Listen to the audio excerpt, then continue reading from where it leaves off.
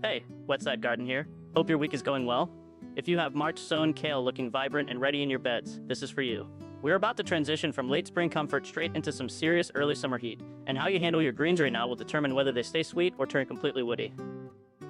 The calendar says June 17th, and today we are sitting at a very comfortable 75 degrees. But do not let this easygoing afternoon fool you. Our maritime climate is about to serve up a massive temperature spike, climbing all the way to 95 degrees by June 22nd. With absolutely zero rain in the 8-day forecast, the clock is ticking on your leafy greens. If you have kale that was sown back in March, now is the perfect window to get out there and start harvesting before that heat wave hits. You are looking for leaves that have established a firm texture and a rich, deep color. Try to avoid the ones that have gone overly dark and heavy, as they get tough and lose their flavor. The best approach is the cut and come again method. Just clip or gently twist the lowest, outermost leaves close to the stalk while they are tender and under 8 inches long.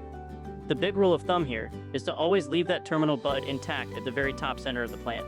That is the engine, and keeping it safe means your kale will keep producing new leaves all summer. Speaking of that heat wave, we have a couple of cool season crops that are already past their comfort zone. Spinach has already blown past its 14-hour day-length trigger for bolting, and lettuce is sitting way above its 75-degree bolt point. If you want to save what is left of those greens, or protect your remaining kale from turning bitter, you will want to get some shade cloth up before that 95-degree peak on Monday. It is also a good idea to schedule your future harvests for the early morning. On June 20th, we are dropping down to a crisp 46 degrees overnight, which is the perfect cool morning to harvest exceptionally crisp leaves. Once you bring them inside, cool them down immediately. Kale has a high respiration rate and wilts fast, but if you get it in the fridge right away, it will easily keep for 10 to 14 days. With no rain on the horizon, you will need to keep the hose handy. Letting the soil dry out now will ruin the flavor of almost everything, especially your developing crops. If you followed our earlier timeline, your April sown carrots, chard, and March sown broccoli are all hovering around harvest size too. Go ahead and graze on those. Meanwhile, your warm season plants like tomatoes, peppers, and onions are finally finding their groove in this heat, and your May sown winter squash should be nicely established by now. If you missed the early planting windows, no big deal. It is last call for direct sowing cucumbers, summer squash, and bush beans. You have until about June 30th to tuck those in before the window shuts. Cabbage aphids love to gather on the undersides of kale leaves during dry spells, but a sharp blast of water from the hose will knock them right off.